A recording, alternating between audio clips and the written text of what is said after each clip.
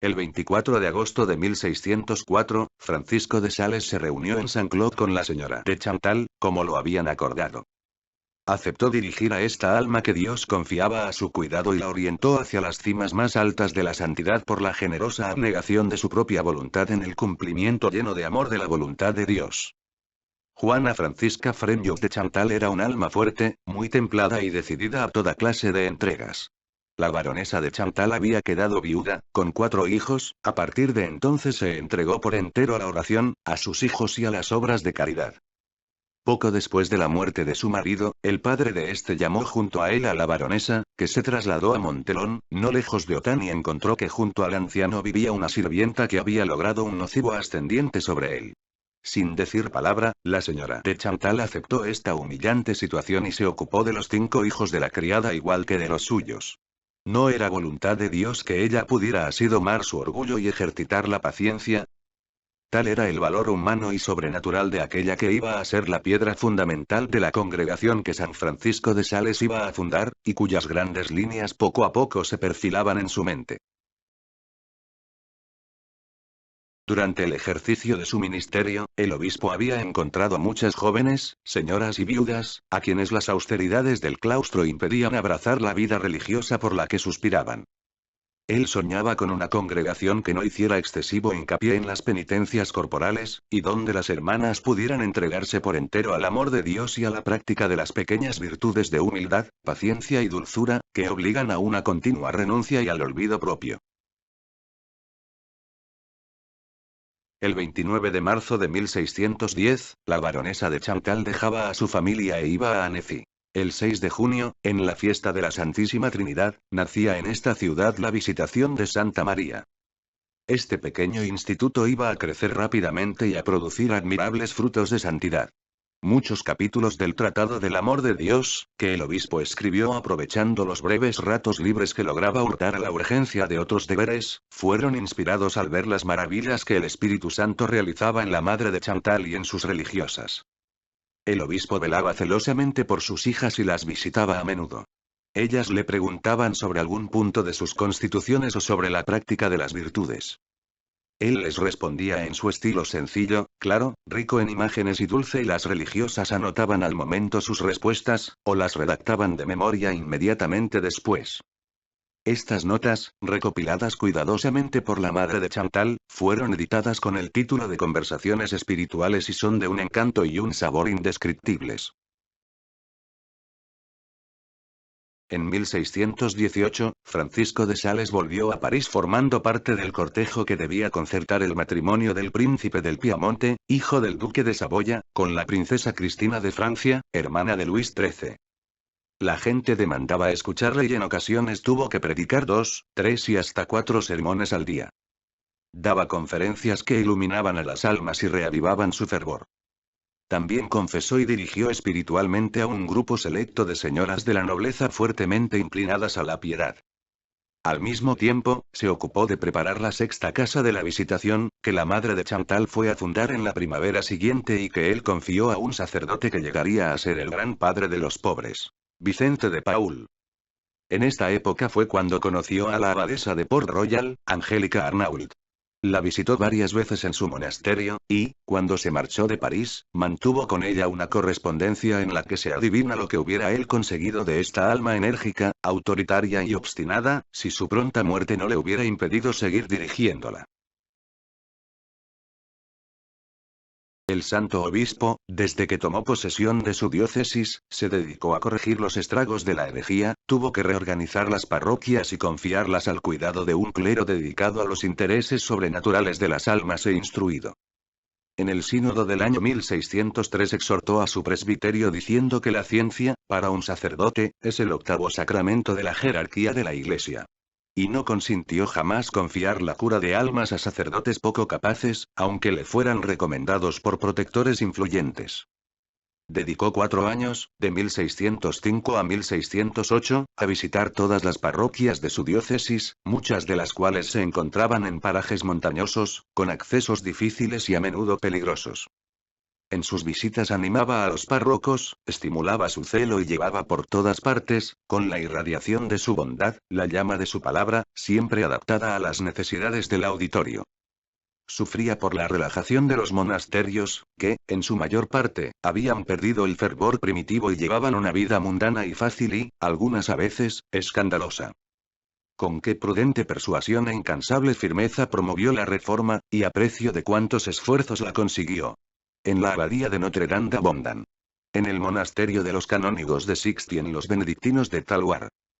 Francisco nunca pretendió sino la gloria de Dios y la salvación de las almas, pero sufrió muchas veces la desconfianza de su soberano, el duque de Saboya, Carlos Manuel. Este sentía por él verdadera estima, pero como su carácter era suspicaz, prestaba fácilmente oídos a insinuaciones malévolas. En 1609 Francisco atravesó Ginebra para ir a la región de Gex, y hacerse cargo de 3 parroquias devueltas por Enrique IV al culto católico. El duque temía que el obispo anduviera en manejos de estado con extranjeros y le negó autorización para salir de Saboya. No pudo trasladarse a París, donde se le reclamaba para la cuaresma de 1611, ni al año siguiente a Lyon. Lo mismo sucedió en 1615, cuando fue a tratar un asunto sobre las constituciones de la Visitación con el arzobispo de Lyon, y cuando 3 meses después Monseñor de Marquemont fue a Annecy, a devolver la visita al obispo. Estos acontecimientos no alteraron la serenidad del obispo, que se disculpaba con paz. Pero en tono distinto y con firmeza llena de nobleza, alzó su voz en defensa de uno de sus hermanos y de su primo, el señor de Charmoisy, a quienes el duque de Nemours había acusado injustamente ante Carlos Manuel. La fama de que gozaba Francisco más allá de las fronteras saboyanas halagaba al duque, orgulloso de tener tal súbdito en sus estados, pero quizá le inquietaba y temía que Francisco se dejase retener en París. Ciertamente, Enrique IV, que sentía gran admiración por el obispo de Ginebra, deseaba tenerlo a su lado. A través de su secretario, le hizo interesantes propuestas para lograrlo, a las que Francisco siempre respondió con un cortés y firme rechazo. Incluso se quedó indiferente ante la perspectiva de un capelo cardenalicio que sus amigos quisieron procurarle, y ante la proposición de ser nombrado coadjutor obispo de París, que le hizo el cardenal de Retz, Enrique de Gondi. A todo ello, Francisco respondía: ¿por qué iba a dejar Annecy? Mi obispado es para mí tanto como el arzobispado de Toledo, pues puede suponerme el paraíso o el infierno, igual que le sucede al arzobispo de Toledo en su sede. Todo depende de cómo uno y otro nos comportemos en nuestros cargos. Francisco se esforzaba sobre todo en hacer más estrecha su unión con Dios mediante la meditación, el espíritu de oración, el cumplimiento de la voluntad divina y en hacer más perfecto su desprendimiento por el don de sí a los que se le acercaban. Siempre sereno, sonriente y bueno, sin que nadie supiese el tormento de la multitud de preocupaciones que le agobiaban. Sin embargo, Francisco de Sales notaba que sus fuerzas declinaban y los achaques de salud le advertían que pronto llegaría al fin de su tarea. Ya tenía a su hermano Juan Francisco como coadjutor y soñaba con acabar sus días en soledad, lejos de la multitud de los asuntos, entregándose a la oración y ocupándose en escribir algunas obras que tenía en proyecto, sobre todo un tratado sobre el amor al prójimo. El año 1622 le negó lo uno y lo otro. Al cansancio habitual de cada jornada, que minaba duramente sus energías, se unieron diversos acontecimientos que agotarían sus fuerzas y apresurarían su fin. Por orden de Gregorio XV, que ignoraba el estado de salud del obispo, debió ir a Pinerolo, al otro lado de los Alpes, para abrir el capítulo de los monjes de San Bernardo, y elegir superior general. Terminada esa misión, se trasladó a Turín, donde la princesa Cristina le reclamaba para predicar en la corte. Se alojó en un convento, en una pequeña celda expuesta al ardor del sol. Agotado, se vio obligado a guardar cama durante varias semanas. Poco después de su regreso a Annecy, el duque de Saboya decidió salir al encuentro de Luis XIII tras derrotar a los hugonotes en Montpellier. Puso mucho empeño en que el obispo de Ginebra formase parte de su comitiva. A pesar de su gran agotamiento, y sin escuchar los consejos de quienes le instaban a excusarse, se unió a la corte en Avignon, donde Luis XIII hizo su entrada el 17 de noviembre. El día 29 del mismo mes, tras un descanso en Valence, el cortejo real llegó a Lyon. Francisco no admitió otro alojamiento que la humilde chocita del jardinero del monasterio de la Visitación. Hacía frío y la casa estaba expuesta a todos los aires y al humo porque la chimenea funcionaba mal. El obispo aseguró entonces que jamás estaba mejor, que cuando no se encontraba bien. Recibía con su benevolencia acostumbrada a todos los que deseaban verle y el tiempo que le quedaba libre lo consagró a sus hijas de la Visitación. En una breve entrevista que mantuvo con la madre de Chantal, creyó notar en ella demasiado afán en hablar de su alma. ¿Qué es esto, madre mía?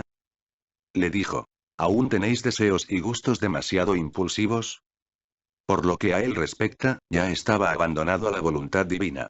Se sentía cerca del puerto.